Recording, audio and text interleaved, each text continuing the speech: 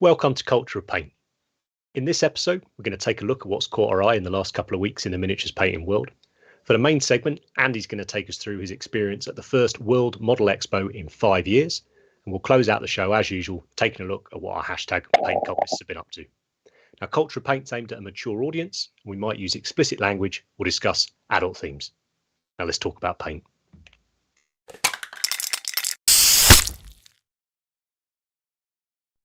And we are back in. Is all the chat there? Yes, all the chat's there. Matt's there, Andy's there. Lovely. Right. Hello, everyone, and welcome to the episode. I'm Henry, and you joining me as usual are Matt and Andy, but no Rich. But he'll be back soon. Don't worry, he's fine. It's been a bit of upheaval this last week at Cult HQ, various lurgies and whatnot. So regular schedule will be back soon, we promise. How are you doing, boys? Great. Yeah. I want to paint again now after the weekend. Well, yeah, I bet. And paint big-ish things, I imagine. Managed to savage my hand. things. What you done? Books. Oh, no. Too many It's not compendiums The going out. last one of Yeah. 1,250 books. Cut my knuckle down to the Humble bone. brag, yeah. 1250, paper cut. eh? No, right, knuckle down to the bone, and I just dumped a load of super glue in it. Oh, grim. Whoa. Been there. Been there. Me and Andy were comparing scalpel injuries the other day. The threat is real. You know, the worst was I so many times I'm hobbying recently, and I find I'm pinging things off, and they're going in my eye, and I'm just like, oh, you got to put something on. What are you doing? Something on. It's just like little things like I'll be scraping a Heat mold protectors, line mate. or Heat something like that, and it always finds its way there, doesn't it? That's why I really like these, because I was cycling the other day in London, and I think a stone hit me in the glasses because it's chipped it. So safety goggles always. I've ruined 2 good pairs of sunglasses riding my motorbike, and that's very foolish. But But you look I can cool. still You see. look well cool, though. I look well cool. I can still see, right? So Feet no on. no bad things. But enough about potential hobby-ending injuries. In fact, on that note, get well soon, Robin. Robin McLeod is so hot right now, but he's also be interesting. Is he out of the game for UKGD? We will see. Nah, What's he Robin's done? never out of the game for UKGD. Some his collarbone, hasn't he? plonker on his bloody mobile phone smashed into him on a motorbike, didn't he? Oh shit! I Yeah. didn't know that. So, but he's all right. He's all right. So don't. But he's still buying models, still doing his main hobby. main part of the purchasing hobby. Models. Yeah. If you want to send him any get well soon presents, Crazy. just send them to Cult of Paint, and we'll make sure he gets them. Depends if we want them or not. Right. Enough waffling. Lovely to see all the chat there. There's always lots of new names every time, and that's not just me forgetting it after 2 weeks. There's definitely new names. So and some familiar ones. So yeah, lovely to see you all on this I think they're balmy looking for the truth. evening. Right. Last couple of weeks. It's only been a couple of weeks. Feels like ages. What's been going on? What's happening with the slides, Matt? So, first up is And my slides button's definitely not working because I can't see nothing. have you, So you, The big got- castle and yeah. loads of rocks. what it is? let me put it back into. Try It's that yours, one. Matt. Not mine. I don't know, mate. Must be mine. But what It's is your it? pick, It's, Henry. it's Helm's Talk- Deep. What even is it? Oh, is it Helm's Deep? Oh, Yeah. mate. So, who was it? Ryan. Ryan Allen, fantastic painter. Ryan, A Painter's Journey, sent me this picture the other day from this account. Just outrageous. Like, imagine playing a game on that would be amazing. And this account's done a bunch more. It's definitely like a hobby bucket list for me. Like if Yeah. Cult gets where we want it to, and we can have a proper, bricks and mortar place and all the rest of it, I'd love to have like something from Lord of the Rings in there.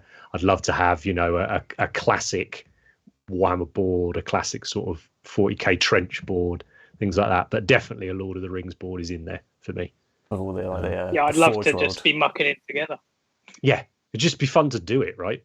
Together, this- like film this- it in a studio. It's a I dream. think as well with, and I've always been more of a fantasy fan than a sci-fi fan, but because Warhammer, which is I guess my main sort of setting that I like to hobby in, is because Age of Sigmar's gone much more Age of Sigmar. and sort of much more high fantasy and much more bit out there. I got a lot of nostalgic love for classic sort of, the little railway trees, textured tables, not mats, textured boards. I know they're not as fun to play on. Mats are great, but just for the look of it, like a classic board with just some trees, little river, maybe a bridge that you fight over. Oh, it's too good. Mats are too new school, aren't they? And you can't cut a board like this when they change the board size. So this is why you need one. Can't get the scissors out on this board, can you? Exactly. Such a good thing to 6x4 for life. There's what was the bloke's name who came to the Heresy launch? Zorp. He makes some amazing boards, doesn't he? He's another good channel to check out. Anyone we mention, as usual, for our picks and all the rest of it, we'll make sure we pop their socials down in the description so you guys can go and follow them if you don't already. I'm sure most of you do though. So but that was my first pick. And I think we're being doubled up, mate. Bit indulgent. Yeah, well, Rich isn't here, so I thought, fuck it, I'm having doubled it. I've got to try and keep the language better. If we want to get adverts one day, I've got to try and not swear so much. Right, what's the especially after we had Robert on the other week. You should have seen him at the awards ceremony. That was filled our quota, that one. I did have one more pick actually. Where is it at? Oh, that's that weird noise again. Only one. So this pick, and just don't mean this the wrong way either. This isn't necessarily this person's take on it. I've seen quite a few people doing this take now, but this was the first one I saw. There's a character called Corswain. He's like the sort of first captain kind of idea of the Dark Angels. And there's a lot of people have been using this, one of the new Praetor models from the Age of Darkness box, and been doing some fantastic conversions using him. And this is just one of them that I'd seen chucked up in one of the groups, and then found them on Instagram as well. And I'm well tempted. Quite fancy it. The reason is because I'm looking at Dark Angel stuff at the moment. Get it done for a project. And I definitely haven't been like storing up little baggies of Dark Angels bits. We swapped, didn't we? We swapped Dark Angels. Yeah, to do some. I painted a dead one as well. Yeah. We all see. I know, shocking behaviour. But yeah, it's really nice. The box has been out best a month now, has it? Something like that. Nearly 3 weeks, 4 weeks. 2 years ago, wasn't it? I know, right? But it's lovely to see like all the community like getting their hands on it now. They've had a bit of time and creative with it. I think the Praetors in particular they're a pretty big departure for Heresy stuff in the one sense. I don't think they're as big as people make out necessarily. I think it's just the fact that they're modern miniatures, and the last Praetors we got were 10 years old. Not they were very good. But it's I know when I got the box and put them together, it was like these are very, very convertible models. They've put them together very sympathetically for kit bashing. And I'm going to be interested to see if that's a theme going forwards, whether like, because when we first started getting all the CAD stuff and the plastic characters and all of that, they were not easy to convert, right? There was a lot of missing detail if you sawed various bits off and all of that. I'm wondering if it's got to that point now where they're so good at it, they are almost creating it now where it is easier to create the pieces in identifiable parts. That makes sense. I think it's down to the sculptor personally, because it's going to depend on their ethos and what they want to achieve like out of the kit. I really think. And these Heresy kits are a different team, I believe, to like the normal GW stuff. I'm pretty sure this is right. I think Will Hayes did the Dreadnoughts. I'm sure I heard that, and that's why they're so good. And I do think it tends to be down to the individual sculptors' things and how the kit turns out. So maybe if you've got one who was originally a Forge World guy, a Heresy guy, they're like, I want to make this into loads of bits because people want to convert it. That's my opinion anyway, just from seeing the various kits come out, and then after you go, who sculpted that? Okay. And I always like to ask that when I see staff, like when you're at an event, if there wasn't the information out there because they don't publish it, I'm always like, who sculpted this? And I ask about my favorite kits. So I found out at the weekend that Steve Party sculpted the Venari Lord Regent that I love. And I found who's the Seb Herbert did Teclis. And I'm like, cool, those are my two favorite things from that range. And yeah, there's a reason why they're great, right? Seb and Steve Party. I'm trying to think what the release was. Might have been Primaris. I feel like it wasn't. I feel like it was more interesting than Primaris. But they had a few of the. I think they had Jez and they had Seb on. I think to talk about some stuff, and it was interesting to hear about some of the models being designed like by committee, basically. That must be interesting. Like it's cool. It's really cool. Yeah, it's just amazing. I think me and Matt were saying earlier just how far it's come from when a lot of us got into the hobby where you knew just about everyone that worked at Games, or knew of rather everyone that worked at Games Workshop, right? You knew the like 6 sculptors, the 5 to 10 heavy metal painters, the rules writers, the lore guy. That was it, kind of thing. And it's just the team there is just it's just vast. I think it's over 30 sculptors and over 20 heavy metal painters around that. It's been over 30 sculptors for a few years. And specialists, it's over 30 heavy metal, isn't it? Because specialists have got 10 and regular have got best part of 20, haven't they? So it's a lot, and that's why we get lots of amazing miniatures every week, and we can't stick to projects because they send me Sylvaneth and New Heresy and Eldar all in the same 6 months. You're killing me, all right? They're hiring more heavy metal painters because there's a job posting up again. Oh, there we go. Yeah, get your collarbone fixed, Robin, and get cracking with the knacking, yeah? How's the chat getting on? All lots of talk of World Model Expo already, so we're getting to that, guys, don't worry. Oh, Todd's checked in. It must be early in the morning for us. Todd, our roadie from the other side of the world, who's done a stellar job actually sorting the Discord out. So if I remember, I'll stick the Discord link in the description. The Patreon guys have been sort of testing it out for the last week or so, seeing how it's going, and we're working on it to get it to be something worthwhile. Right, that's enough of my picks and tangents. What's up next, Matt? Well, you did send me 3 images, so did you want your so pick? The next image is the chat. That's Courseway. So yeah, that's what the conversion's based off. Can you get this bust on Thingiverse? I think it goes Bert or whatever it is. It's from the special edition Black Library books, isn't it? They did these sort of marble bust type pieces of artwork, which is a cool idea. But I've got an idea of the head I'm going to use for him. So yeah. Need to figure out where to get the lion from, though. I don't really want to buy an entire Constantine Valdor model just to nick bits of a lion off him. Well, I'll have the rest of it. We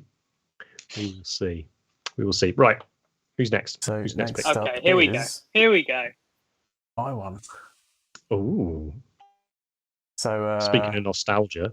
Very nostalgic. So this was actually at World Model Expo, and it took what was it? Silver.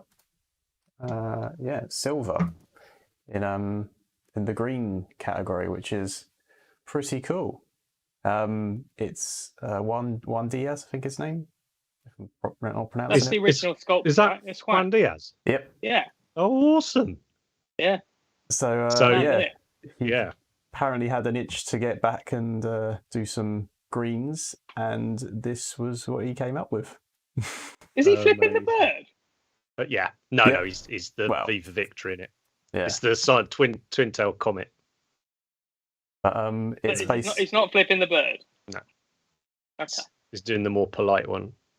But yeah, it's sort of he says in his post it's like a homage to the 90s Jez Goodwin sculpt with like the insect helmet, and I thought it was pretty epic to see, and all green as well. That's an injection of nostalgia, isn't it? Yeah. So where did he go, Juan Diaz, when he left? Did he stop sculpting? I don't know. I thought I'm sure didn't he do Avatars of War? Isn't that Juan Diaz went off and did that? I think he did other companies. But... Those I'm sure it was Avatars of War was him. Just great single miniature fantasy characters that looked a lot like classic / Warhammer Fantasy characters. Was it Avatar? I'm pretty sure it's called Avatars of War. Back before your 3D printing and whatnot, they were a really cool alternative. I'm sure that was him. I always remember you could tell it was his sculpt because of the power fists. They like had these fingers, right? And if it was you're like, no, well, that's Juan because of the power fist, and that's pretty cool. You wouldn't get. I don't know if you'd get that so much now, but yeah, it was cool that you could tell just by his power fists on the space screen. Someone's saying in the chat that was Felix Panigua, not Juan Diaz. And there we go. Yeah, the Diaz horrors and the demonettes, wasn't it? They're quite sought after models. Those two. It's so good. Like the detail he's getting out of green stuff, and just the clean lines. I don't know how you do that. It's just mental. Ask Gary on our Patreon. I was going to say Baz will be absolutely frothing. Baz needs to do one of these. He does, mate. He's working on it. We're looking for some Baz originals, not that far away. He's getting, and there it is. He picked up silver. Love that. That's a separate award, by the way, to the World Model Expo. So, okay. Because Scale Model Challenge were the hosts, and I'll explain this complicated thing in a minute. But they did Scale Model Challenges, obviously about scale modeling. So they did their own Scale Model Challenge Green Awards. So it's kind of like a separate category, which is really cool. So yeah, that's why it's a Scale Model Challenge medal. So you can get those medals when you go to Scale Model Challenge. But it's really nice to see all the greens and the sculpting separately. I think it's really important. Lovely. Nice. Right. Great pick. Next up, and I think this one's yours, Andy. Yeah, this is the pick, isn't it? So I think that this, certainly from my point of view, because I'm obviously hanging out with the fantasy painters lot, this was just the talk of the town. This was the standout piece, and maybe we'll talk about it in depth later, but there's no best of fantasy award. There's just a best of show. But I think if there was a best of fantasy award, it would be probably no contest. This would win it. So it's Albert Moretto font, and he pours in so much time into every piece, which is why they turn out so great. But this dwarf was his latest, and he spent 18 months on it, on one figure, which I'm really jealous of being able to focus and do that. Well, we spoke about that, didn't we? And I think our first ever, it might even have been the pilot episode, because I think it wasn't. Was it the artwork, models from artwork or something? Because we picked his goblin that's in that trio. The Paul Bonner you piece. mentioned and you mentioned how he'd spent a year or whatever painting it. I think the dwarf was a year for sure. I can't remember what he did on the goblin. The goblin's actually my favourite out of the three. But we've seen that before. But this new dwarf, it was on the shelf. I mean, it's a huge base, immaculately painted, and everyone was looking at it, everyone was talking about it, and it definitely inspired me the most. Not necessarily in terms of dwarves and the style, but it's all about the work. And that's what inspired me. Like, work harder, and you can do pieces like this. The precision, it's just immaculate. There's nothing to fault with it. It's impossible. It's just perfection. So good. It's pretty close. It's great, and I love the base. This is cool. I've not seen all these whips, but my word, look at those scales. Look at those paints in the background. Yeah, that's still sealed. That's why it's good. It's the old paints. I think the rock's mental. That looks hideous to paint to that level. Like, it's so big. And the thing.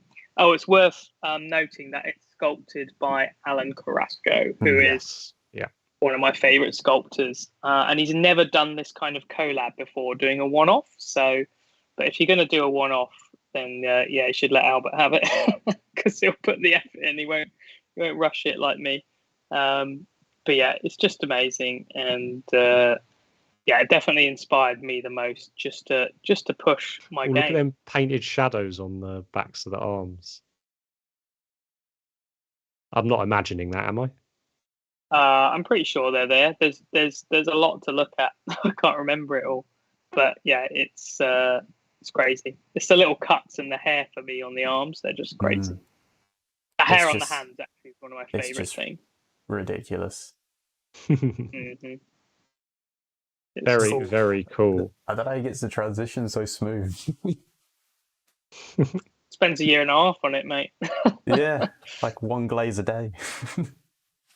It's the same level of finish that Soper gets, you know, that kind of near perfect finish. And yeah, the thing that's in common with these two is they put the time in.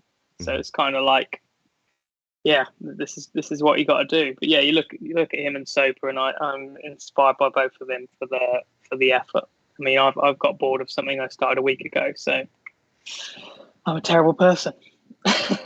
You paint nice things though, mate. Don't put yourself down. It's a great pick. Just to jump into the chat quick, we've got the story. We've got the hot take on what happened to Juan Diaz, the Juan Diaz story. So this is thanks to the obsessive converter. Don't know how true this is, but it's a good story. He first went to Zenit Miniatures, doing minis for Kensei. Don't know that. And the last thing he knew was he quit sculpting, went out the system, and became a farmer. That's cool. Grows his own crops and cattle. So there we go. And as someone says, the painting world's loss was the farming world's gain. So there we are. Yeah. Fair play. Todd's asking in the chat, now that everything's opened up again, events back up, etc., do we think that the global skill level, for what that's worth, would increase rapidly due to what's been shown off so long? Yeah. Are you going to touch on that in the main thing?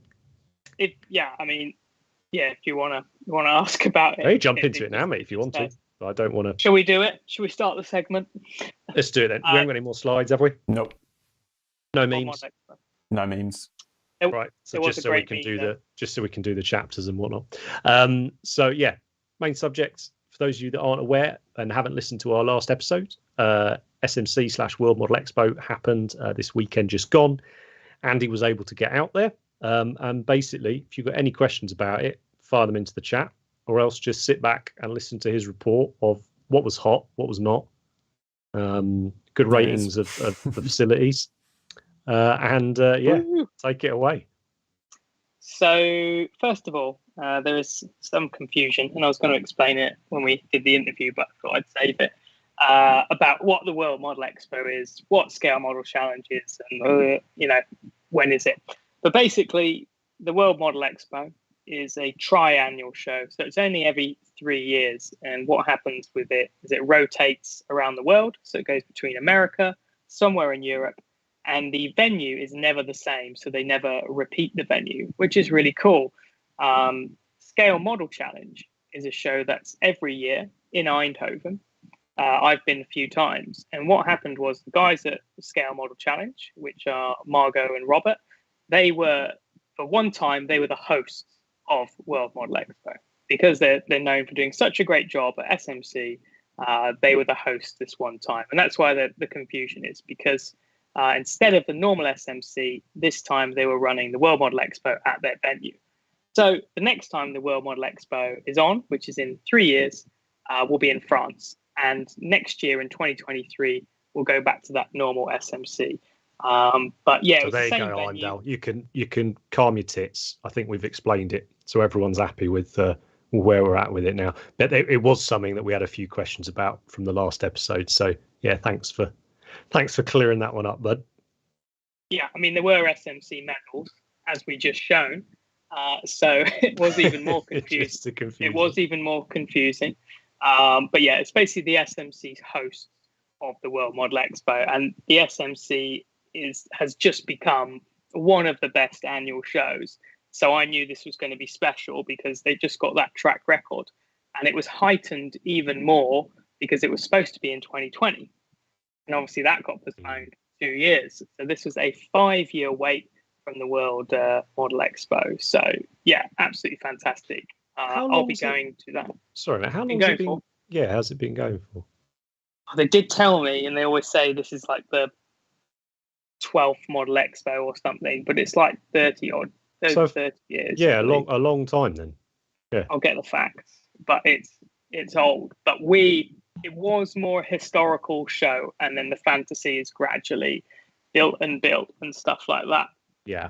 And I think there needs to be more awards separate for the fantasy. But yeah, it was mostly a historical show, and now there's a really nice balance of the best historical and fantasy in one show.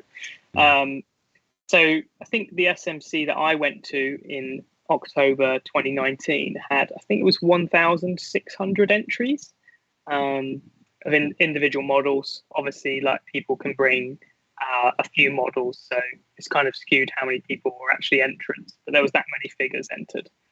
So I entered like 5 pieces, so one person's contributing multiple pieces. But this World Model Expo hit the 4,000 barrier, and I would love to know if any competition ever has hit 4,000, because this has got to be one of the most biggest shows ever. And you could tell because I turned up not late, because you could enter on Saturday, and I turned up on Friday. Everyone's like, "Oh, you're late." I'm like, "What do you mean late? It's Friday. We can enter tomorrow." And there was literally no room for my figures apart from the edge. So you had the edge of the table, and I put my figures here, and they were just ready to be knocked off. But I'm so impressed with the organisers, because they shut the room and they rearranged everything. And you came back the next day, and they'd added extra tables. They'd spaced it out. My stuff had been moved from one side of the room to the other, like a good 10 meters. And they'd given me a nice space. And, you know, it was really cool, because I basically was like, I felt bad because you're like blocking someone's piece. I was on the edge. So it just felt brilliant that they put that care in. And then when you came back on Saturday, you could see all of the pieces. I did not look at them all.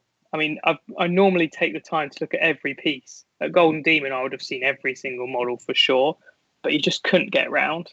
It was a really special show, and I think that 5-year hiatus obviously helped with that. You know, a lot of people bought, you know, the last 5 years of work or just their best stuff, and it was just an atmosphere of kind of joy that we were back doing it. And like you said, what you were asking before is, has the level gone up? And yeah, it just has. The general level was crazy. You look at the different classes, because you've got master and standard. Just everything in standard was really great, really creative. Yeah, it was. I was quite shocked at how good everything was, because you're going into like a competition and you're gauging how well you're going to do. And I didn't really feel like, you know, better than anyone there, because you're like, cool, I've got this cool backdrop piece, and which was my first backdrop piece, and there was 200 backdrops, and loads of them were so much better than mine. And I'm like, okay, like the stuff in standard, and their quality of their painting in the backdrop was better than mine, and yeah, it was just really cool. Just too much to look at. 1993. So this was the 11th World Model Expo. There you go. So there we go. Nearly 4 decades. Well, it sounds like you had a pretty amazing time, to be honest. And I think you managed to take a fair few pictures, did you not? I did my best. I missed Matthew, and I didn't take my big camera. And I thought, oh, this little camera will be all right. It wasn't quite the same with my other lens Don't on. worry, but mate. Anyway, the enthusiasm, and again, we'll make sure we link to all the accounts that we possibly can. But also do go and follow World Model Expo and SMC, Robert and the guys at SMC, because they work hard and they present stuff well. It's very, very easy to find out information about what they do. And there's tons of pictures from all the previous year's winners and entries and things like that. So yeah, hopefully this sort of whets your appetite, but do go out and check those other places out for more information on it. So where are we? Oh, someone was saying they saw you feverishly hunting for a spot on Friday to put your miniatures in. I was like, where can I go? I was like, right, I'm going to put one here. Well, Well, it was because everyone was stressing me out because they're like, "Why are you so late?" I was like, "What? This is the earliest I've ever been." So, Two-Way reckons he saw about 15% of the entries. How many do you reckon you managed to get around? Honestly, so I focused on, my category, fantasy master, but just because I'm interested in the fantasy stuff. And I didn't see every piece in that. I think from that category, I must have seen, I'd say 80% of that category. And then I saw all the standard stuff because that was actually not as crowded. So it was easier to look at that. But I did look at historical, but I didn't see the best of show in person, which is obviously really annoying. As soon as I saw a photo of it, I was like, that's going to get the best of show. And I saw some people like Mike Blank's piece in person, who's, the sort of guy who wins best of show at this, sort of classic historical guy. But yeah, there was loads of stuff, and I've seen photos and I've gone, wish I'd seen that. But it was the busiest show ever, and you're just catching up with people. So I probably spent more time just having fun chatting and stuff than looking at the pieces. But I was inspired enough. That's what you go for. I saw enough to completely inspire me. And I think that's fair to talk about the inspiration and all of that. And I think most people get that feeling when they come away from a show or a tournament, if you're a gamer, or even sometimes just a gaming night with your mates, right? If it's been really good. But I think, especially given the last few years, there was a lot more pressure on all of that, wasn't there? So I think it came to me anyway, listening to Robert talk and in the last show, and you talk about going to previous ones and the wine and cheese and all that sort of thing. It became very clear that there was a very strong community out there, that a scene, as it were, and a global, yes, probably Eurocentric, but that's just geography. But there is a global miniatures painting community, and I mean that in the truest sense. I don't just mean a Games Workshop painting community. It is an enormous group of people that clearly value these events, right? And you sort of we often talk about niche within a niche within a niche, don't we? Right? And then it's one of the loveliest things about this hobby is when you go to an event, you can talk to nearly anybody. You've got common ground, right? So you got a chance. I imagine that must be what this is like for the high level competition painters, right? I'm not trying to make out that you're better than other people and therefore you can't talk to other people about painting, but there must be a thing when you get people at the top of their game together. That's going to be a wonderful place to be, right? And for them, and for you guys to push each other. And again, it's this strange. Well, I follow strongman, right? It's probably my favorite sport to follow, and I know that's an actual sport, and I know it is competitive in the one sense. But one thing that always comes across in that is actually that the people that take part in it often care as much about the spectacle, as much about a fellow competitor getting a record, doing the best they've ever done. And to me, it comes across like that a lot with the painting, more so when you talk about these broader shows. I think when I first met you, when you were heavy into all the mini demons, all the, I'd come along and I'd listen, and it could be a little catty. There was a few little, remarks and cliques and things like that. But it doesn't come across like that whenever you've talked about Monty or SMC or World Model Expo. It's interesting. I'm really looking forward to experiencing it, as an outsider. Yeah, I definitely think that I'm fortunate enough to have done enough shows to understand what they're about.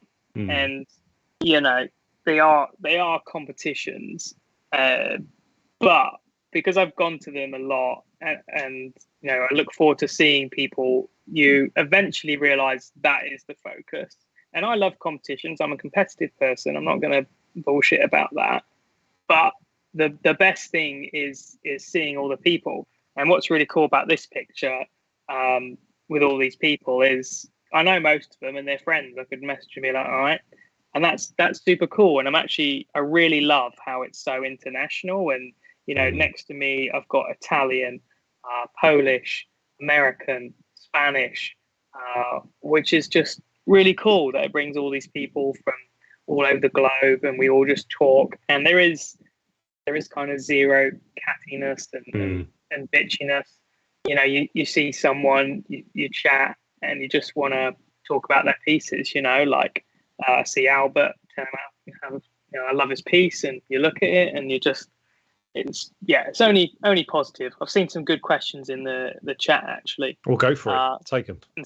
Or someone said it made them feel emotional to see how happy everyone was to be back at events, and it was very much like that. And 2A asked a really good question. He said, what was the best part of the show? Seeing the miniatures, the vendors, or talking to people? And yeah, for sure, it was talking to people in the community, because it gives you the motivation to bother with these things. Like it makes it worth it.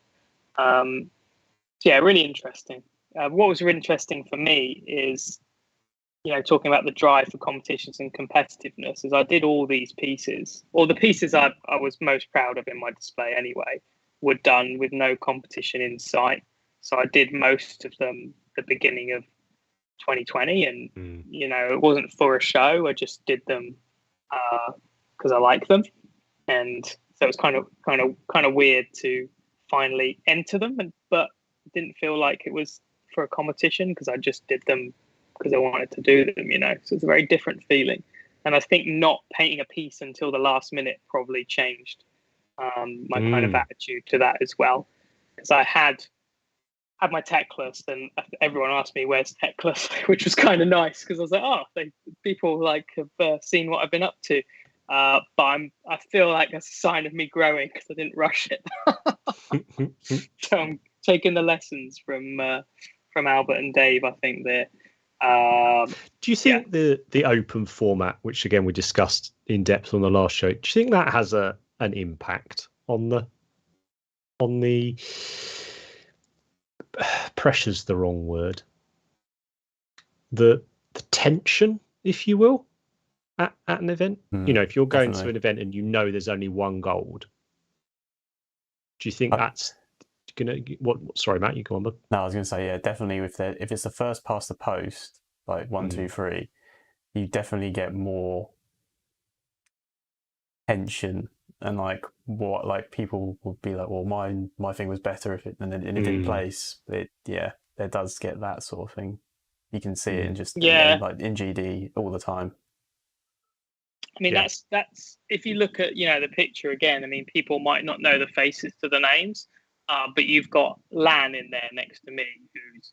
And I think you were saying, was it Lan was the reason they had to put out 20 more tables, wasn't it? I think you brought every piece.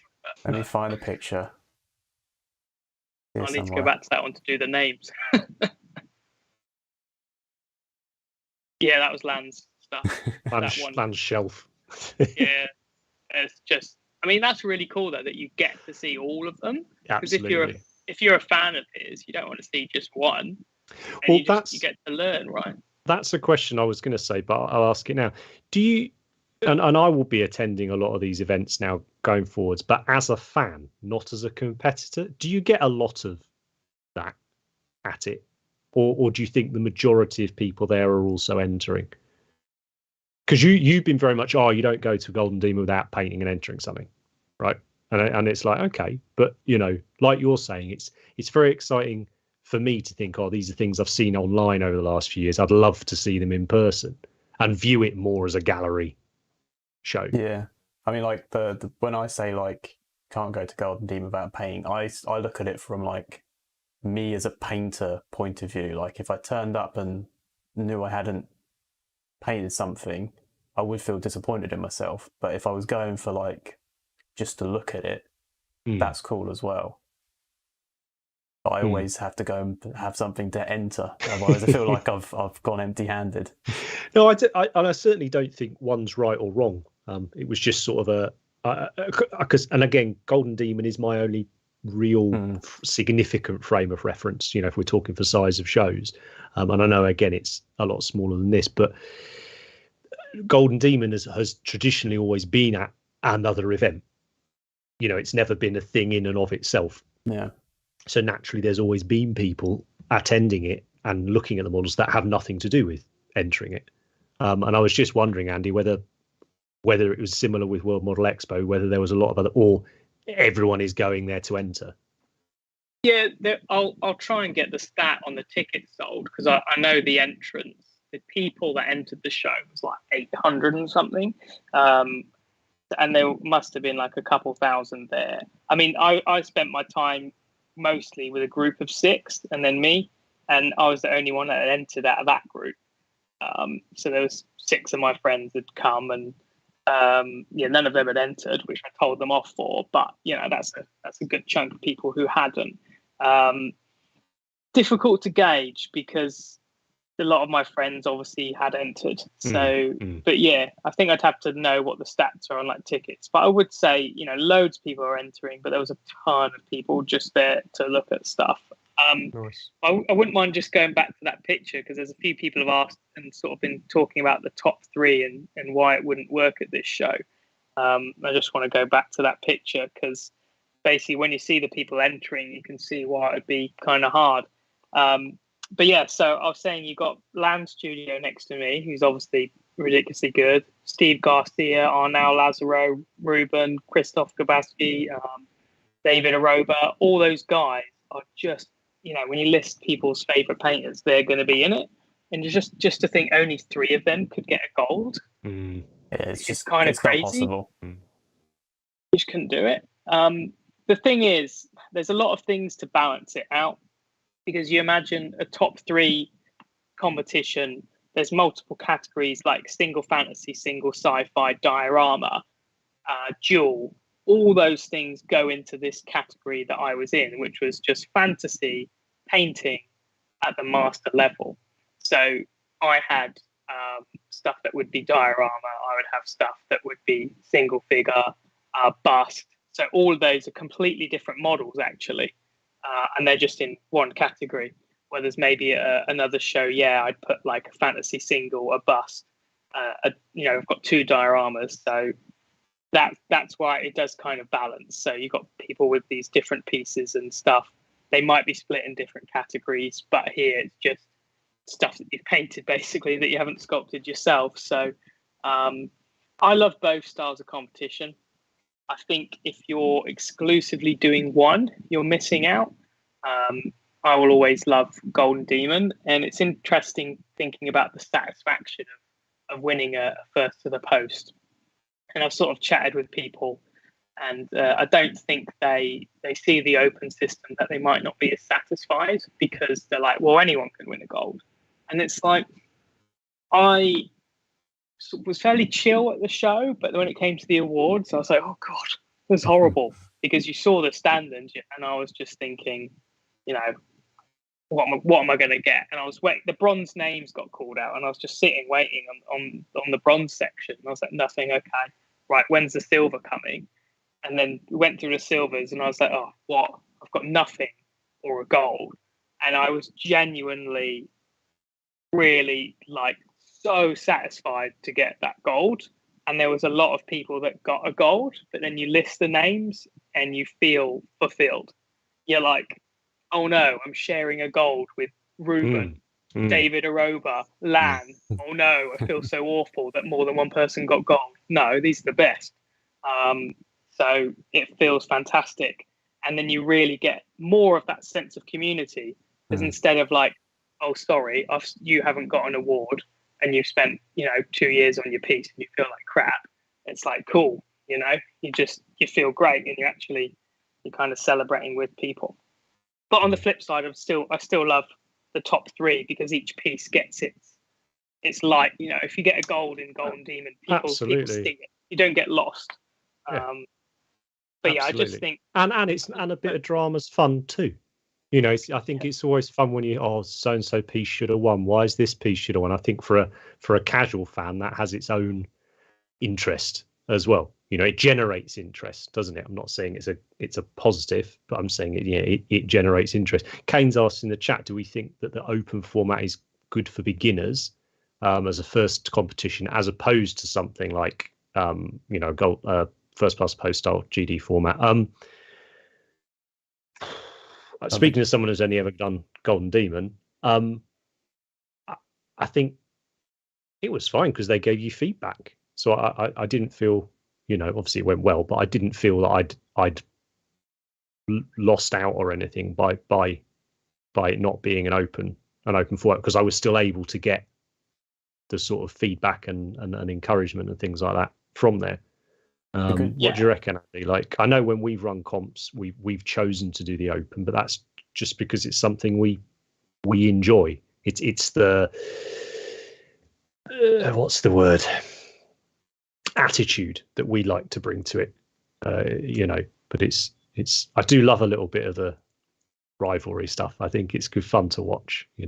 I love both, and yeah, there's a lot to say, and we chatted about it a lot over the weekend. But the thing I find is I'll go to Golden Demon and a lot of people that are my friends aren't interested in this style show. And then I go to this show and they're not interested in Golden Demon. And I find myself as one of the few people that goes and enters both, to be honest. And I just think, go to both.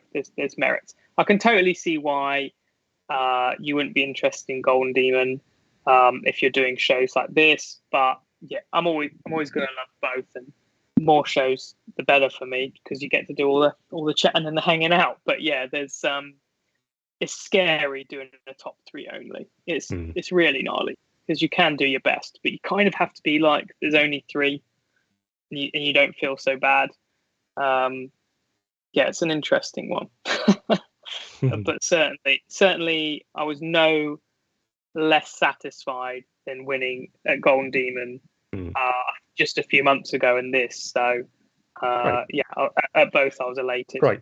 Well, we'll stick a pin in the open versus the first 1, 2, 3 type thing, because I'm sure it's something we'll visit later, and it's stuff we've discussed in previous shows again as well. Did you want to talk about a few of the actual entries? I think you got some snaps of. Yeah, we can whiz through. Is that right? Yeah. This is the best of show. Wow. Yeah. So it's full scratch sculpt by I can't pronounce his name, Maurizio Bruno. Yeah. And Kotachi, I know. But yeah, it's one of these team jobs like you get in the fantasy, and full scratch, one-off piece. Pretty unbelievable and dynamic. When you say it's a team job, obviously, multiple. Does the prize go to the pair, or does the prize go to just the painter? Because it's entered in the painting category, as it were. This is open.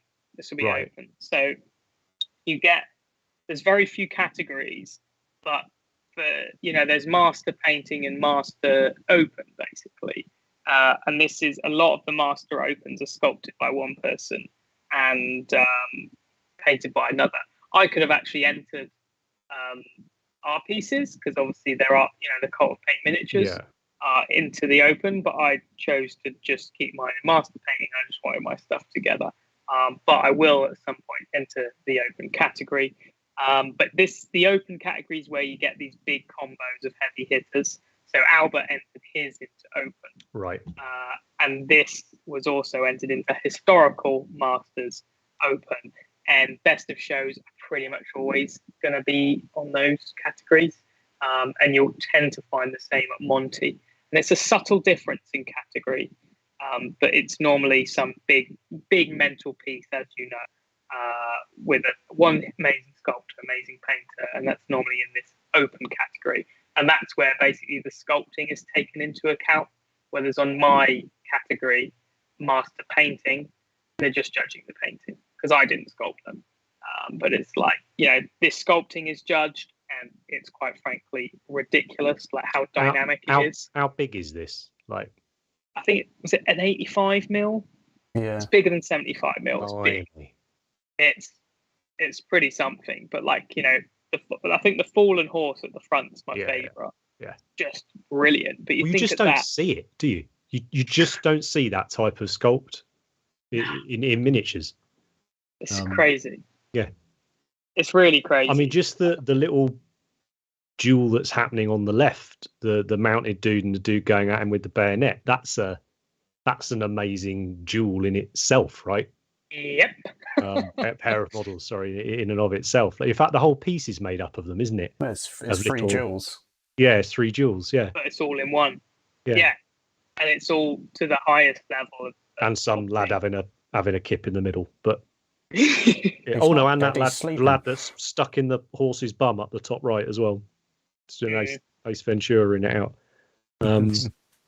I saw this win in the category, and I missed the piece, which I'm ashamed and bummed about. I didn't catch it in the flesh because it was crowded with people. You just couldn't look at it basically, unless you barged your way to the front.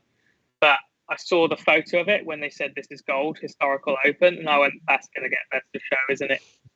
What made you feel that? Because I mean, you're that's you 2 for 2. You called the Slayer sword skink, and then you've called this. So come on, you obviously got an eye for this, and he is available for judging. Please contact me. I am available. But yeah, what made you just go, "This is it"? I mean, I text Rich Marlowe about it, and a couple of us in a group, and I was just like, I called this, and me and Rich both started going to these shows together. We did our first Monty together, and we just saw these kind of pieces always take it, and it just had that feeling. Right. So just from experience of going to Monty SMC, seeing these shows and seeing what they go for, and you can just tell this was epic. Historical piece. That's a very interesting thing, and I would like to have a show in the future on judging. But it's that idea of just because someone's a phenomenal painter isn't necessarily going to make them a good judge, is it? You know, it's as you say, it's experience of events as well. It's understanding the landscape, you know, and the context for a lot of this. Andrew's just staying in the chat. Apparently, it's quite common in the old school historical stuff where they do the like broken horses and men and stuff, not so much in the fantasy. So thanks for that, Andrew. Again, I'm massively ignorant when it comes to historical miniatures. Something I'm hoping is going to change.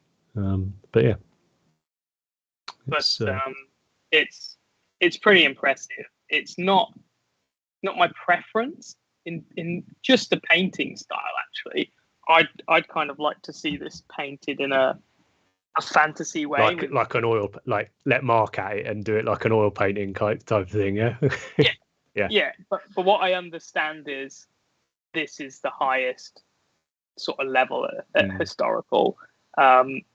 So yeah, it's just crazy. I did find out there was a kind of top 3 for best of, and I think later I've got a photo of what was second. And personally, I thought the sculpting was amazing on what was second, but I didn't think the painting was incredible compared to something like Albert's. Yeah,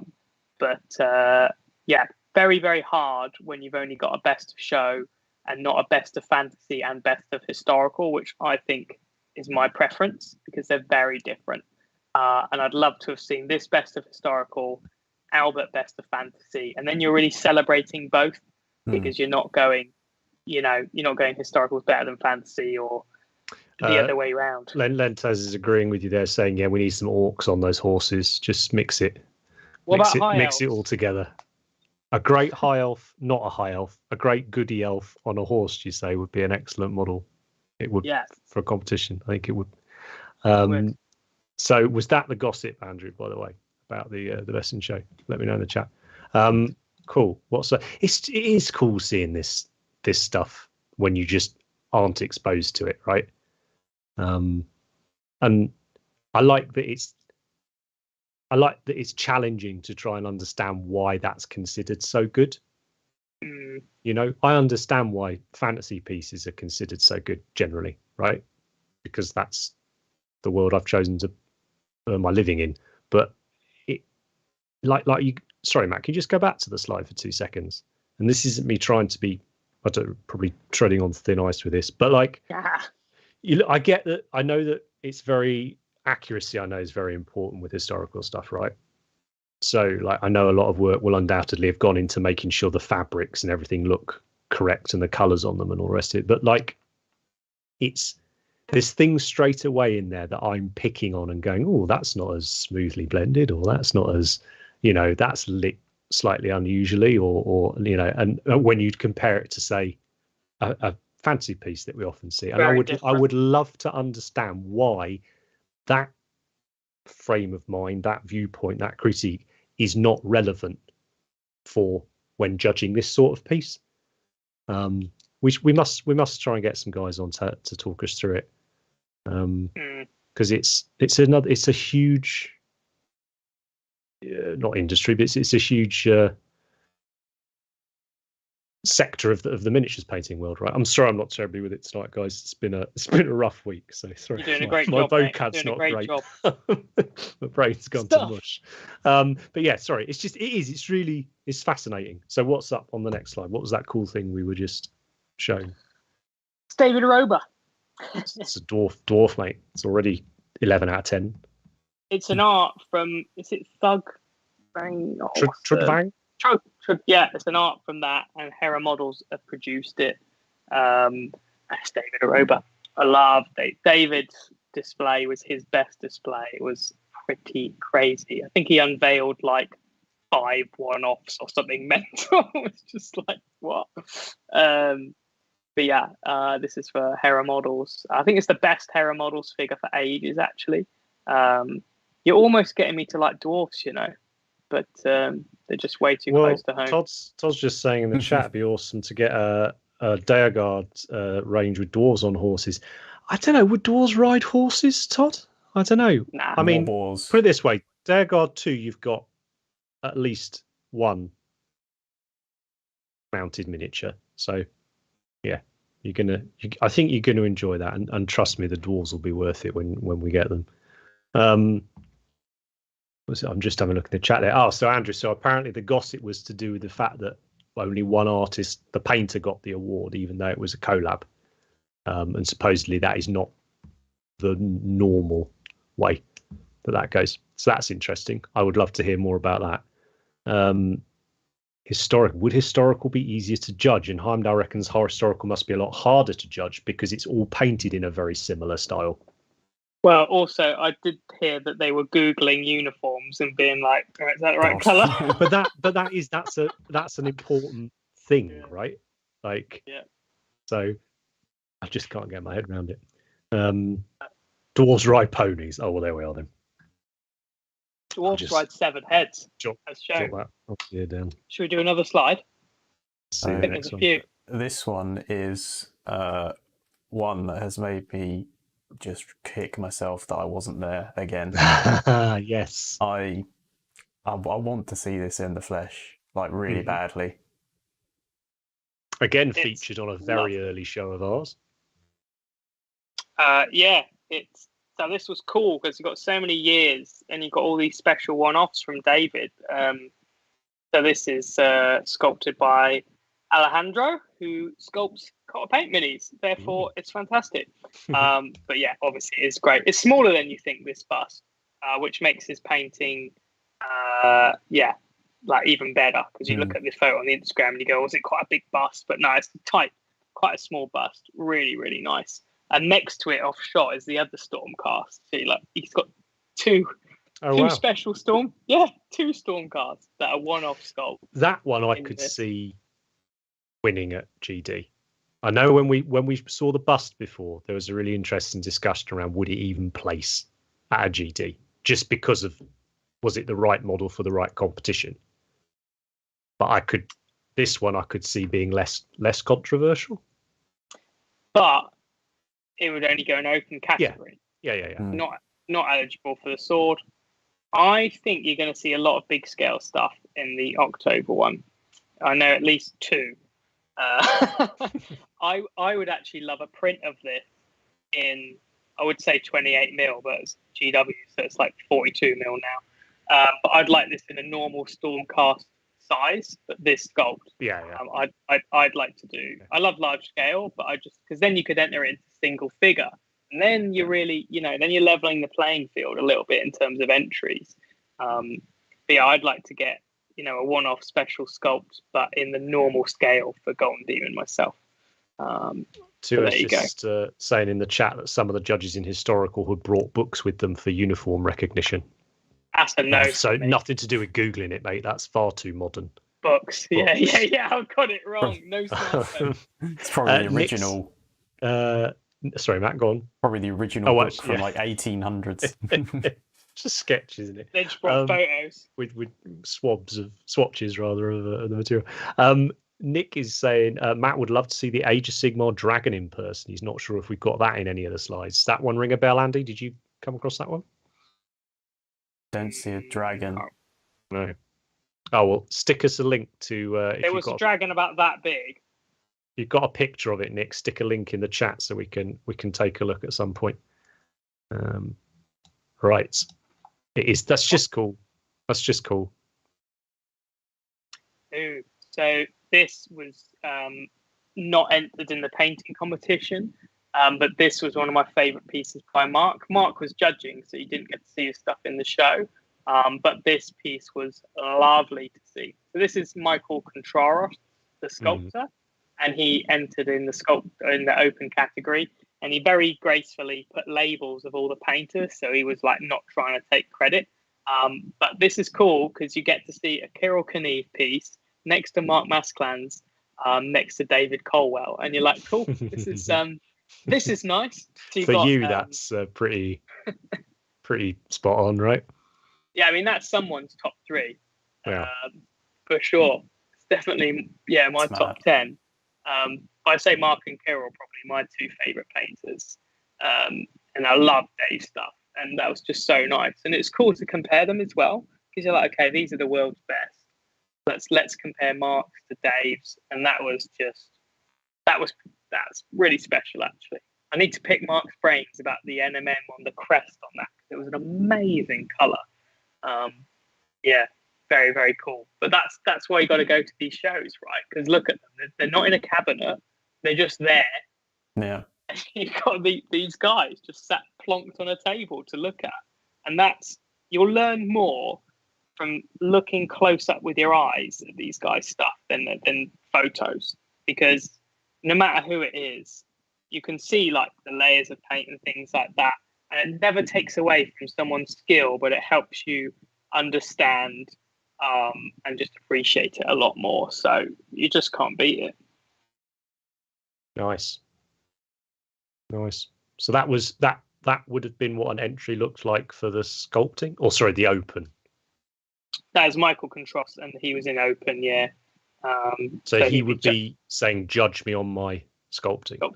Yeah, but those are the box arts for his sculpting work. I bought one of those figures actually. I quite like them. They're pretty cool. I'll never paint it, obviously. Very nice. Oh, here we go. Right. Now here we're we into go. The meat. Oh my goodness, how big! I had no idea the orange one was that big. Yeah, we featured that several times. That's enormous. I think there's is there an individual shot of it, Matt? I didn't see one in that folder. Obviously, get ready for us to gush for a bit now. I think we dedicated my camera. Best part of an episode to some of these pieces. So I love. But yeah, you get to see all these. That's why I want to go. The one with this stuff. The dead, like the Star Warsy one with the bluey background. That's a lot smaller than I thought it was. Oh right, did you not know the GW Mini as reference then? Okay. We talked about that. You know, that's like a Forge World Mini, the robot. I forged, yeah. Right. Right. Talk about this painter who's in the chat and their work. So I'm just confirming, but I'm pretty sure this took a gold in the open from Mr. Tue Kai. And yeah, I've seen these pieces before and they're just incredible. One of the most creative things. And this is one of the cool things when I said they rearranged the pieces, because they almost gave Tue his own spot. And they're just open. They're open like this. Again, I can't stress enough, no cabinets. How great it is just to look at this stuff. And also I got to sit and chat with him about these pieces and just talk about how important the grey backdrop is on the dead, I think it's called Big Game Hunter. and just the fact that it's left justified and there's a void of space on the right of it that you could just trim down and just have the backdrop behind the piece. But what does having a little bit of just grey, nothingness do? And it changes everything of your sort of perception of the piece. And it's very, very dark and grim and quite like an oppressive piece, which I think is really cool.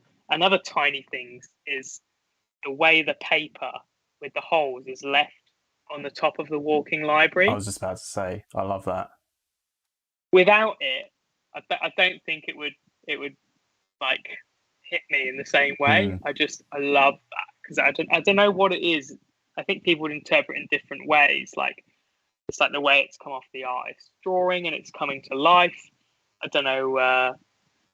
2A's intention. He said he got gold for the walking library. So there you go. That's a gold. Which is the piece that you're talking about with the paper on. Yeah, which shows how they, at these kind of shows, they're willing to award creativity. And there's lots of different criteria that can get you to win a gold. And I just think that's really cool because there's never been a piece like this, ever. Like, you've never seen anything like it? And there's all, the backdrops and stuff like that. But this piece of paper with the rings left on and it coming out in black and white as well. Yeah, that's bold, isn't it? That is. I'm pretty sure we've spoken to 2A about coming on, haven't we, and having an atta? I'm sure we have. Oh yeah, and more. Right, let's sort it out. Come on. Yeah, hopefully workshops on backdrops. Yeah. Oh yes, of course. Yeah. Right. What's up? I also would love to live on that boat on the right. So what's up next? Oh wow. Oh yeah. Now this I've put on here because I didn't know the painter, and I thought, wow, I spend way too much time online looking at every model ever, and this is something I haven't seen. And I bought this figure because I really like it by Robot Rocket, and I just thought, what a perfect version! It's absolutely brilliant. Again, down to the choice of oval, I thought was very cool. I think the palette is fantastic. It's a sort of palette I love, but I probably would never do. It's very soft and subtle, like, the colours on that white cloak. So, yeah, I just think it was brilliant. It's a lot of white as well, but they've managed to like make it contrast well because like everything's clear, it's readable, doesn't get lost. It's all off white. It's all very soft, like. It's got a very porcelain finish as well, hasn't it? Which again fits the whole. The word be again, know what I mean? The vibe, the whole vibe, the whole inspiration. It's so different, and that's what's cool about these shows is your world gets totally messed up in seeing the type of pieces, and I just thought, wow, how many creative people are there here? I would never come up with this idea or this idea, and it really opens up your mind. Not just a miniature on a base, and just a miniature on a base is awesome, painted to the highest level. But and at each category as well, a lot of people and the judges said in a lot of years, standard people they've not got as much to lose or whatever, and they're braver and they come up with mental ideas. And you might see the most creative pieces in standard because they don't care about doing a box art or not winning and their reputation's down. They're like, I'm going to do this mental piece. So, it's pretty crazy, actually. Very nice. Well, that's sort of lets us segue into a question we had absolutely ages ago, and one that I was going to ask you. Again, you don't necessarily have to have an answer for it, but were there any other than the general level being a lot higher? Did you see any trends appearing? Is there something that makes you think that's what's going to be hot next? This has had its day. Again, it's all weird because it's 3 years worth of stuff, and again, we've seen a lot of it online anyway. But were there anything that particularly stood out to you? I think that, and I'll explain, there's a lot, and I mean a lot of backdrops. And I don't think that's because it's trendy. I think that's because people aren't afraid of doing them, and it's fun. that's what it feels like when you looked at the pieces like these. You can see this person here has got 3 pieces, and they've all got backdrops. And it's I think it's not a case of that's trendy, and it's not what wins competitions. It doesn't make a difference to you winning. Yeah, don't conflate trendy and trends. Like it very much meant as are we seeing the style? This is the so and so period of things. Oh, for sure. Okay. So was there anything that sort of stood out from that point of view? I mean, it seems like Paul Bonner dwarfs were quite popular. Well, the whole Trevang thing was, but because this is not something I've seen before. This sort of take on miniatures painting, it's very different, and I would be interested to see more of that. But was there anything particularly stood in your mind other than to say a physical backdrop or anything? Having said that, mate, a lot of the backdrops we've seen have been a lot more creative than just a black drop plinth as well, right? Exactly. I think people are very brave. Framing a piece has become quite popular or important to people. I think people are just super brave, and they'll try anything. And particularly someone you look at, and we featured Andrew a Stroke of Luck's stuff before, but he got a gold, and his stuff is just crazy creative. We featured there was 2 girls eating noodles with a really nice kind of coloured backdrop before. Oh, yeah. We had that as pick of the week. It was the Neko Galaxy minis and all his stuff. Yeah, just people will just try all these things. People like 2A are probably sort of pioneers of that, of being super creative, and then other people are being brave and trying stuff. I will say I cannot remember one piece I saw with metallics. I can't remember. Right. One. That's interesting. Well, I wonder if that's to do with Avuento says in the chat, AK Interactive Ultramat was one of the biggest winners of the of the event. That was the difference between the last World Model Expo. Also, Lucas Pina Sculpt still very, very popular. A lot of people painting those for comps, which is lovely. Gabby's asking, do you know who painted this Dragon Rider? I did make a note of it because I found out and followed them, and I'll have to forward you the link. We'll make sure we pop it in the description. We will make sure we come back and get that one done. I couldn't believe it. I was like, why? I can't believe there's still people that are so good that I don't know. Because I look, and I want to see it. It kind of blows your mind when you're so in this world and you think you've seen every good artist and painter and whatever. It's because they're not using the Paint Cultist hashtag, so it's not my fault. The big tick there, mate. Well done. There we go.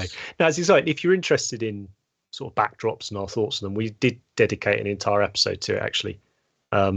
Not that long ago. This year, maybe? Yeah, I think earlier this year. But again, it would be lovely to go to a show and see it. I saw in one of the snaps, I think actually on the website, it's got a picture. I don't know whether it's from this year's or last time's, whatever. But there, I noticed a lot of people using picture frames to present the models in, which is something I love. And it's great seeing people like Roman Lepat do it a lot at the moment. Was that a particular thing that sprung, that stood out to you? Online, I saw a few images of like dioramas that have been put into like picture frame style things, and they just go back, which is really cool. Yeah.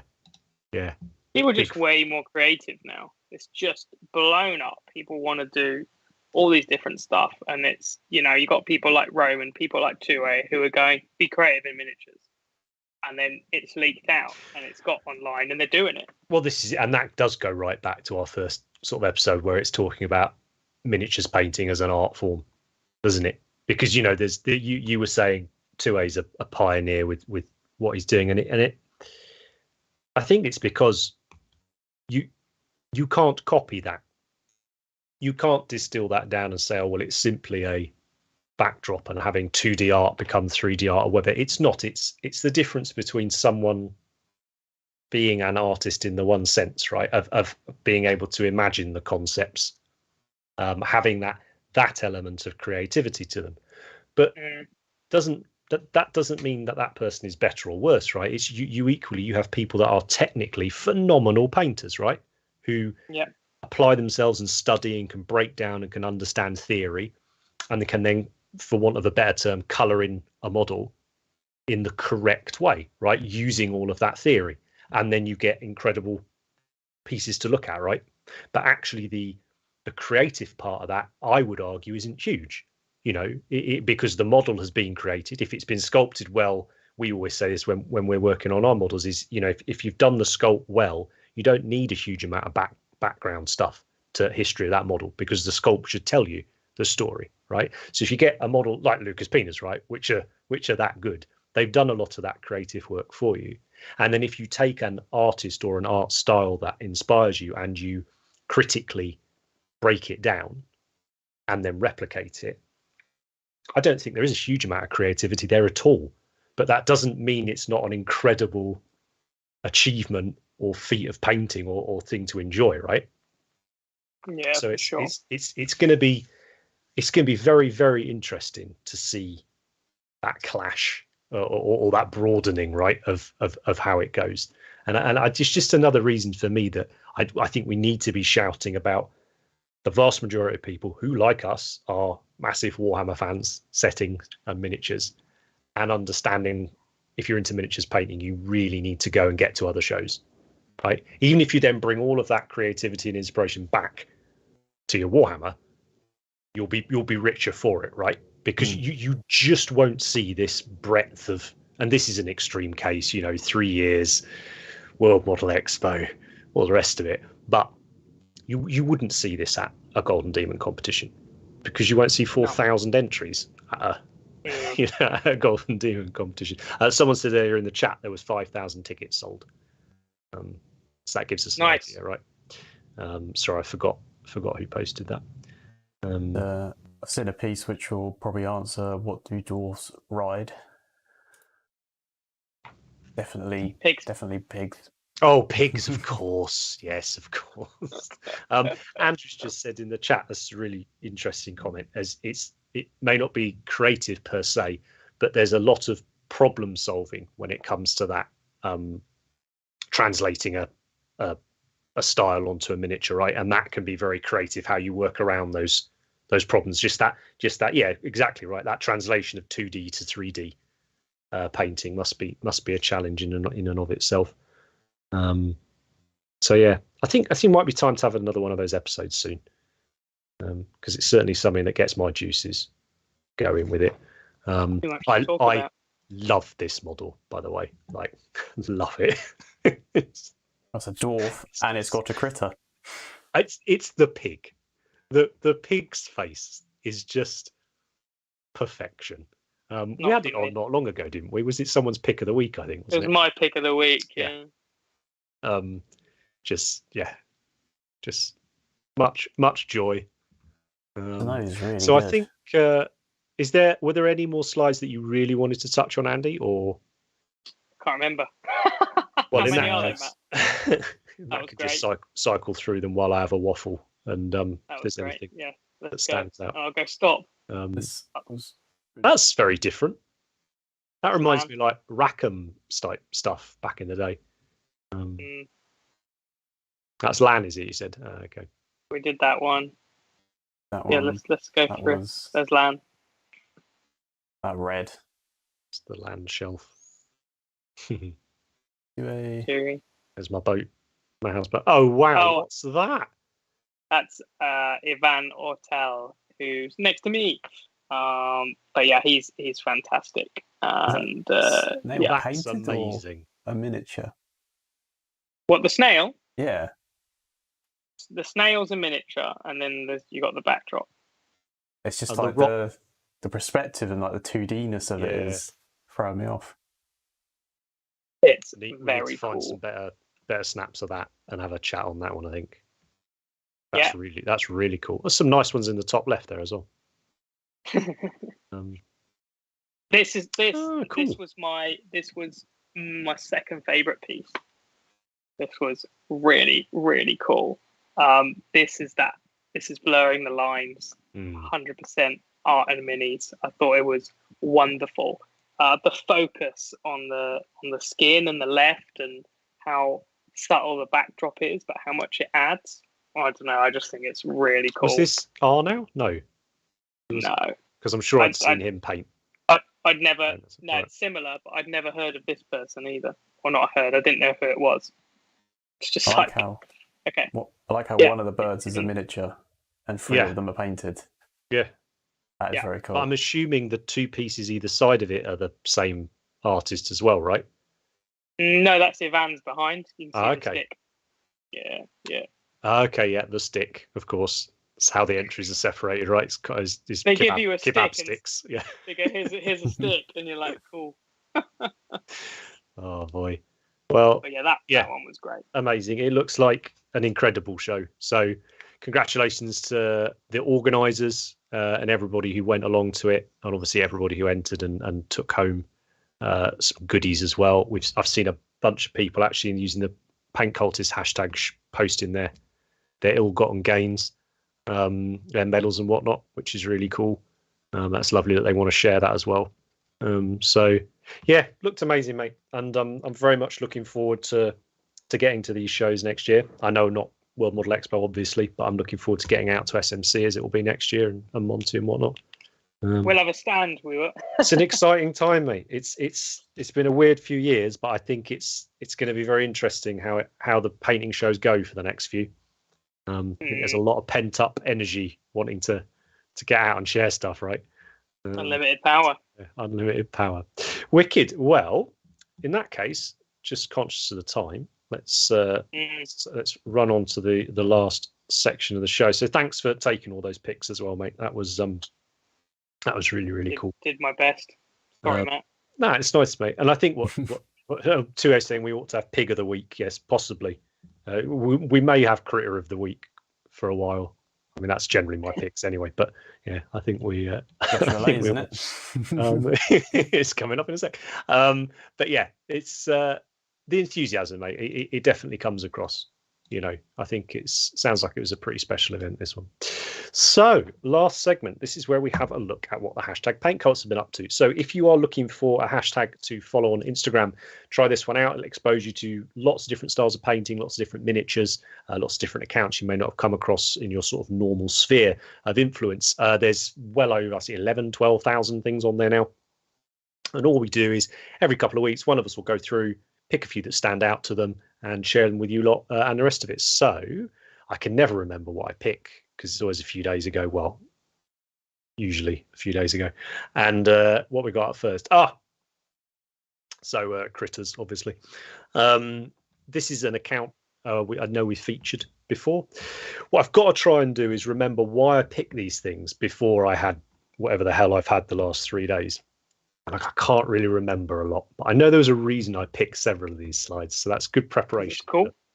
I think it might have just been the colours. Vibrant. Yeah, I think it might just have been, just seeing something a little bit different. Do you remember the Kirill piece that was like similar? And I think he had his fingers together like this, and it had all those amazing NMM bracelets. And it had the big hat the same. And it was similar colours, like orange and blue. It was pretty crazy. Oh well, perhaps it's an actual character, like I'm not aware of. Perhaps it's a fantasy character. I'm going to be really sort of crappy now. And I'm actually going to go through the Paint Cultists, and I'm going to just read underneath them. God, there's so many already. There's tons since I picked the other day. What's up next, Matt? While I'm doing this. That's cool. This is just cool, right? Yoda. Like, what's with the weird mosquito bot Yoda's on? Is that a Star Wars? It's that's a thing, isn't it? It's from the Separatists fleet stuff. The Clone Wars thing. Yeah. Amazing. Is that an Attack of the Clones, that bug thing?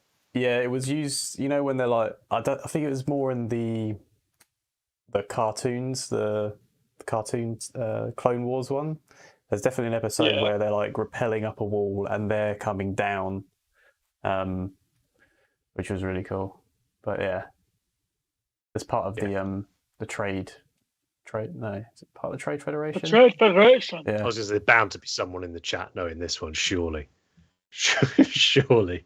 Anyway, I love that. I'd like to play a game like that instead of a Contemptor. Just bizarre, right? Very, very fun. Very, very cool. And again, just a lovely, sweet little scene, you know. Yeah, it's nice. Nice to see some square edges as well. No square bases ever again. Oh, just you wait, mate. The rats are coming. So what is up next? Lovely. Love this mini. Such a good miniature. Yeah, I wonder if this one suffered with coming out during COVID and all the rest of it. I wonder whether I've seen a lot of people paint it, to be honest. I've seen a few. Rich did that amazing one, didn't he? Rich Gray. It's just it's just a mini I want to buy and paint. I've got one if you want. From the description, Obviously. It took bronze at Fantasy Figure Painting Masters at World Model. Lovely. There's a few World Model Expo entries in this, which is why they're in there. So yeah. Oh yes, it did, because the picture I probably would have sent you was the one with it next to its medal, was it? Yeah. Thanks for that, bud. Matt helping me out here with not writing my results. But it's just like, I think what I more wanted to touch on with it, the miniature's cool, don't get me wrong, but it's really lovely that people are wanting to share that they're at these competitions and they're doing them in that Paint Cultist hashtag as well, because hopefully what it's doing is it's not just exposing you to other accounts. Hopefully what it then does is encourages you to maybe reach out to those people occasionally or ask them about what they've done, and hopefully that can build that network a little bit more, so that when we can all, you know, sometimes meet up in person as well and do these things, it's, you know, it's that little bit more making the world smaller when it comes to this. So I think there's a couple more. This one just stood out. I don't know, just the lighting, I'm not sure, but I've not seen this bus before. Yeah, I have actually. It's a big one. Right. Nice, really nice take though. It is a nice take, isn't it? It's just, I don't know, it feels, I don't know, it's just a different style. Like it's hard to pin down, right? It doesn't look like this person's imitating anyone, if that makes sense. Just feel like they're painting it, which is really cool. And this, I think, would this count as historical or not? I don't know. This is where the line's blurred, and you might, you know, it's not in a historical style. That's the thing. But I'd like to see this, you know, historical pieces painted however you want. Really, it's just a historical miniature. The soft shading under the cheek is really nice. Nice. Yeah. Right. And one more, was there? Two more. Oh yeah. Here we are. I have left the medal in this picture. I think this person's in the chat, aren't they? Possibly. That's a standard level bronze. Yeah. Wow. Which, you know, got a lot of questions about the different levels and stuff like that. Also, I'm very glad that they wrote standard on it, so people didn't say I want a gold World Model Expo, because that does happen without saying the level. But yeah, you can see it's a very high level, right? This is the standard, and it's a bronze. So when people say, "Oh, it's easy because they give away loads of medals," nope. This is fantastic. I mean, we've mentioned a few times, haven't we? This mini is that whole. I still think that whole release is an absolute, just out the park, stunning set of miniatures. Reminds me of Dave Colwell's painting this, actually, because it's very like brave to just light one area, and then, you know, you sort of have those big areas of dark, basically the lower half, to just bring all your attention to the top, right? That very subtle lighting. So I think that's very cool. It's very effective. It's very moody as well, right? Suits the figure. It's very much so. Very much so. And then one more, I think you said, wasn't there? Obviously. Best for last. So thankfully, this Best person had done 3 miniature dioramas, basically. So teeny tiny dioramas. And I saw their first one that they tagged, and I was like, oh, that's pretty cool. It's a cool idea. Well, maybe. And I saw their second one. I was like, oh, yeah, that's also pretty cool. I'm not sure. And then obviously this one had a forg on it. So it got picked. You need to see Fett's Fox diorama, mate. It's like Say one again. of these, but with a. Remember Fett Milner? He did the ducks.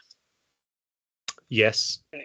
So he's doing a fox at Love the it. moment on Love a little base like this, and I'll bring it to your attention because you're. That's the point. My pick of it. Hasn't Joshua Lai just done another one recently? Should that have been my pick? Pick it next time. I'll pick it next time. Yeah, I think I've managed to make it through an hour and a half of the show. I think that's enough. Quit while we're ahead. So yeah, I hope you've enjoyed going through just a handful of the thousands and thousands of tags we've got on the Paint Cultist hashtag now, which is awesome. It's for you, so go ahead and use it. If you've got any feedback from the show or you've got ideas for future episodes, then feel free to get in touch with us. We're on all the usual places. It's only a few of us, so do please reach out. We always love to have a chat with you and get back to you best as we can. If you'd like to support us at all, then easiest way is clicking like, subscribe, all the rest of it, and consider checking out the Patreon as well. Last month, super happy to have Baz on board now, Amphiaris. We're doing sculpting tutorials each month. It's very, very exciting. He's a lovely bloke and he's taking to it really quickly. So yeah, lots and lots of positives. We will try and get the Culture of Paint show back on its sort of regular fortnightly Tuesday slot as soon as we can. We've got a couple of absolutely massive episodes coming up soon, and I mean the guests, not necessarily the length of time, but that depends how hard we fanboy. But yeah, so very, very excited about that. And again, that's only because of the support you guys have given us over the last couple of years. We're able to start reaching out to these people now and doing it. So thanks, Andy, ever so much for all that coverage of the event. Looks incredible. Very jealous. Congratulations. Just trying to persuade you all to go, basically. Well, don't think it's a hard sell, my FOMO has hit me so hard. Good. You suck for not going. What are you doing? My bank account said no. There we go. We just got to just pinch a load of models next time you're sling on eBay. But yeah, great to see you getting gold in Masters, mate. I know it's been hard the last few years for you competitive painting guys not having that outlet. So yeah, really nice to see you taking that home. If you're watching this back, thanks for watching this back. But most importantly, all of you watching this live in the chat, joining in. It's been lovely to see some new people in there as well. Seems like a lot of you were at the event, which is awesome. Luke, go and check out. It was in Eindhoven. Go and check out the last pod. We speak specifically about the event with the organisers and everything. But yeah, chat's been wicked. So Andy, Matt, thanks for joining me. Chat, you're awesome. We'll see you next time.